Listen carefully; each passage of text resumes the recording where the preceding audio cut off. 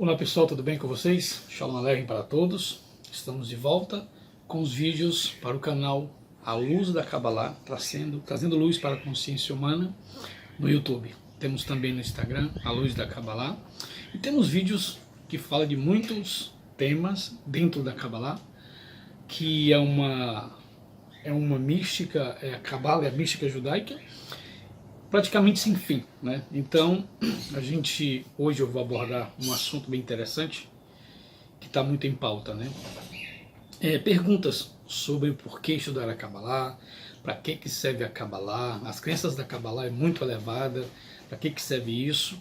Então, eu resolvi responder algumas perguntas, tá certo? Mas lidando com a pergunta certa, né? Cada vídeo vai ter essa pegada, vai ter essa temática de responder, tá certo? Algumas perguntas que eu participo de alguns grupos e as pessoas perguntam por que isso, por que aquilo, não entende. Então, assim, a primeira pergunta que as pessoas entendem, né, ou seja, perguntam, o que é a Kabbalah? Eu já tenho vídeos respondendo isso no grupo, aliás, no YouTube. Por que estudar a Kabbalah também já tenho. E a pergunta que eu vi muito esses dias em alguns grupos é a seguinte: como é que eu posso praticar a Kabbalah? Então eu estava vendo algumas coisas que as pessoas entendem que a Kabbalah só pode ser entendida como filosofia que fica no mundo das ideias e não pode ser praticada aqui. Então é uma das coisas que eu vou tentar explicar nesse vídeo, 10, 15 minutos, é que tudo que a gente estuda na Kabbalah, vamos dizer assim, no mundo das ideias, pode ser transferida para o mundo aqui, certo? Aqui nossa terra, chamada de Malhut, reino, onde o dualismo, onde tudo acontece, onde a luta da alma, onde a busca da alma pela perfeição se realiza, aonde os conflitos interiores se revelam, aonde a dificuldade todos os dias, né? Existem dificuldades para que a gente possa evoluir, e eu vou responder isso baseado naquilo que eu tenho como conhecimento e estudos dentro da Kabbalah, ok? Então, a grande questão, ou a grande indagação, ou preocupação é como eu posso praticar a Kabbalah, né, baseado numa crença, cabalista, numa filosofia cabalista, no entendimento cabalista da filosofia da Kabbalah. Primeira coisa, eu vou falar aqui sobre duas coisas interessantes. Idolatria, tá certo? Que é algo que você dá força àquilo, que domina a sua vida, é aquilo que está reduzindo você, vamos dizer assim, a uma preocupação. Você só tem olhos para aquilo, só se preocupa com aquilo, aquilo toma a sua vida de tal modo que não sobra espaço para nada. Isso é idolatria, tá certo? A outra é sobre unicidade do Criador.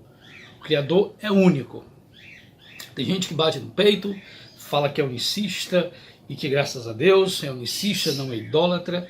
Então, assim, para que você possa entender, eu posso entender também, temos que entender da onde vem, né, como nasceu a idolatria, qual foi o surgimento dela, o porquê que foi criada. Será que foi intencionalmente para desviar o ser humano da presença divina, do todo, da unicidade na multiplicidade?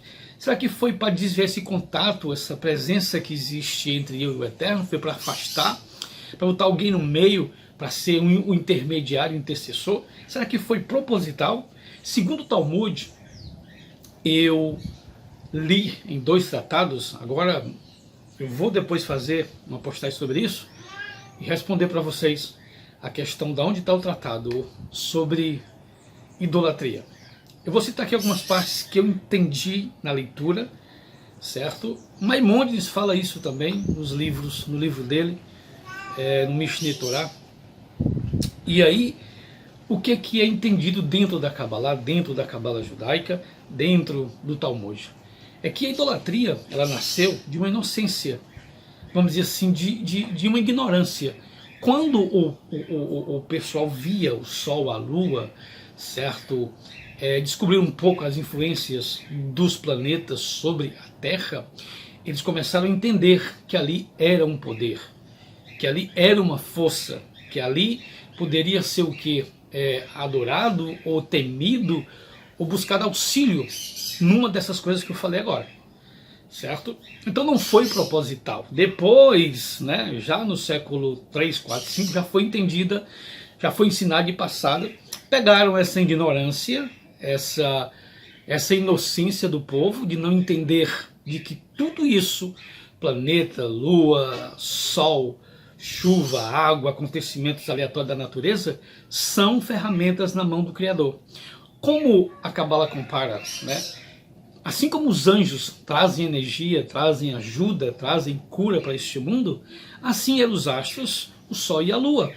A mesma questão, o Eterno usava e usa ainda isso para alimentar o mundo com certos benefícios, claro, literários, que a gente tem em vista.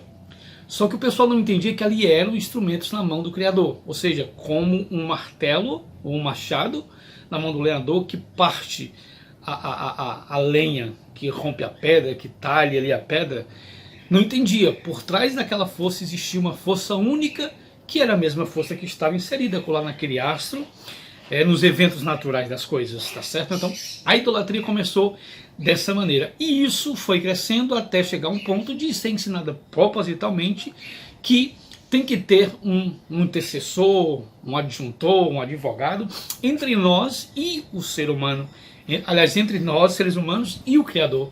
Então, baseado na Kabbalah, todo ensinamento que leva você a não entender que o Eterno está dentro, certo? E fora da criação, está dentro de mim e ao mesmo tempo fora. Isso é chamado de dois tipos de luz. A luz que ilumina o nosso ser, que nos dá sustento, certo? E a luz que nos mantém aqui. Então, a idolatria é basicamente isso, é você criar um poder fora do Criador. Então, para que serve, né? Qual o intuito de eu crer que o Eterno é um e que não existe nenhuma força fora dele? O Shema Israel, Adonai Eloheinu, Adonai Echad, ele é rezado de 2 a 3 vezes por semana nas sinagogas, aliás, por dia, por cada judeu, certo? Então, assim, não existe nenhum poder paralelo fora o que se encontre em oposição ao Criador. Se existir qualquer um desses poderes, foi nós que os criamos. Então, se eu crio um poder, se eu denomino, ou se eu falo que ali é um poder de anjos, ou de demônios, ou de Satã, se eu divido isso, se eu crio essa ideologia, eu estou falando que o Eterno não é único. Então, como é que eu posso estar no dia a dia praticando essa crença, essa filosofia, que o Eterno é único e que habita em tudo? Isso é muito interessante, isso revoluciona a sua maneira de pensar no próximo, certo? Você evita muita coisa, porque você entende que tudo que está na sua frente, na sua vista, ele está sendo mantido, ele foi criado, está sendo mantido, está sendo ali, sendo energizado todo dia, toda hora, porque o Eterno está com ele. Existe um livro chamado Tamareira de Devorar. Quem quiser comprar esse livro, eu indico, é um livro muito bom, que fala sobre os 13 atributos do Criador. E o segundo atributo, o primeiro, o segundo e o terceiro, trata dessa questão de incluir o Criador em tudo. Para revolucionar mais ainda, a Cabala vai dizer que todo ser humano, ou tudo que acontece de bom ou de mal, o Eterno está ali alimentando aquela pessoa ou aquela ação, seja ela de luz ou de escuridão, o Eterno está com ela. Se eu disser que ali é uma força estranha ao Eterno, o que eu estou criando? Eu estou criando ali um Deus, outra força. Eu estou criando ali um adversário. E o Eterno não tem nenhum adversário. Não existe essa questão do maniqueísmo. Existe uma pessoa de um lado, tem uma foto muito vista na internet, que tem uma foto do demônio e outra de Deus, na queda de braço. Não existe essa queda, esse jogo entre o Criador, que é absoluto, ou uma força paralela. E isso revoluciona, porque a gente vai, a partir de uma crença monoteísta entendida pela Kabbalah, certo? Pela Kabbalah você vai entender de que toda essa questão de força aleatória, acontecimentos aleatórios, que você acha que não é do Criador, que você acha que é de uma força que está além dele, que ele não pode controlar, ou controla, ou ele limita a força. Essa força tem tipo assim, tem um poder de bagunçar a vida de qualquer pessoa, de nação. Isso não existe. Isso é idolatria. Se eu acredito isso, mesmo que eu não tenha em casa uma estátua de Buda, ou uma estátua de qualquer coisa, santo, qualquer objeto, né? Mesmo que eu não tenha nenhuma estátua, nenhum desenho, nenhum símbolo de adoração em casa, se eu creio dessa maneira, eu sou tão idólatra ou mais idólatra do que aquela pessoa que tem em casa um símbolo de adoração, que se curve diante dela. Olha só como a Kabbalah é revolucionária. E uma coisa, você vai entender de que a criação, né, tudo na criação, vive, respira, porque o Criador mantém ali, alimenta todos os dias. Segundo a Hassidut, ela explica que se a pessoa não entende que tudo está sendo ali alimentado todos os dias, o Eterno está dando vida ali todo dia, não crê nisso, ela praticamente não tem uma crença na unicidade do Criador, não é monoteísta. Às vezes a palavra monoteísta é entendida muito no contexto religioso, bem resumido, bem medíocre, e que existe um poder, um demônio, idolatria, religião errada, falsa, ruim. Isso também é uma maneira de você expressar que você não é, vamos dizer assim, não entende a questão da unicidade do Criador. Existe muito material na Hassidut, dentro do Tânia aqui, nessa coleção dos livros, em todos os livros da Hassidut, ele trabalha na questão de colocar na sua mente que crer na unicidade do Criador, que ele é absoluto, que não existe espaço para nada, tá certo? Vai te garantir, né? Vamos dizer assim, umas soluções de problemas que você tem tendo, né? Vem tendo, ou então tem tido no dia a dia.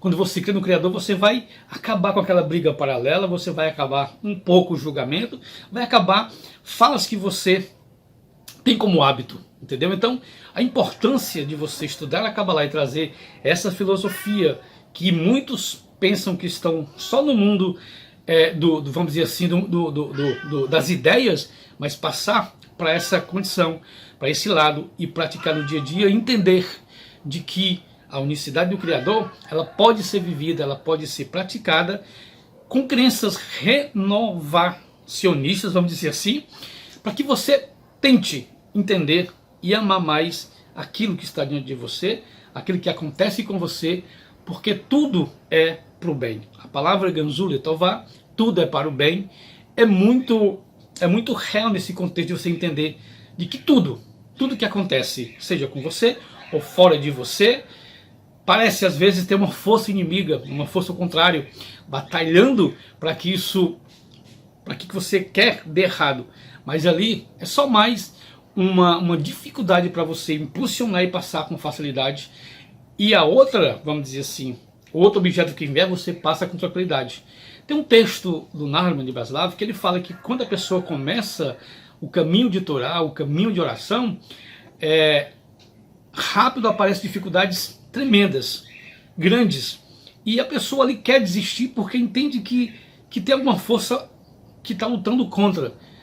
Segundo Nahman de Breslov, ele fala que é o próprio Criador forçando ali, dificultando para provar ou para deixar você mais forte por algo que vem pela frente. Então entender esses conceitos dentro da Kabbalah, entender a unicidade que o Eterno é um, é Had, não tem nenhum poder, seja crença que você tenha, seja qualquer dificuldade que você tenha, não existe uma força que venha lhe atrapalhar, a não ser o Criador, não lhe atrapalhar, mas ele vai injetar ali uma dificuldade para você se tornar uma pessoa mais forte. Essa é a missão da alma, essa é a missão da luz de estarmos aqui em Malhut e buscar entender todo o processo de unicidade. Se vocês quiserem comentar mais sobre isso, né, nos vídeos, deixem os comentários de assuntos que vocês queiram saber, tá certo?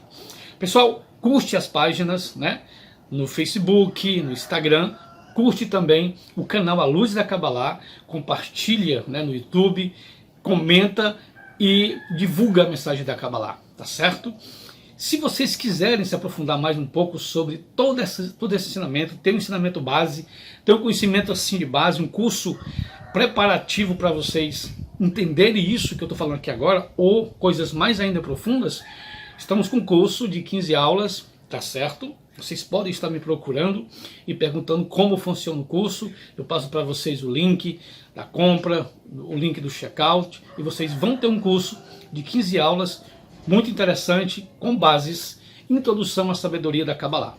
Então, pessoal, curte as páginas, compartilhe, e que o Eterno abençoe e guarde vocês. E Shalom Aleichem.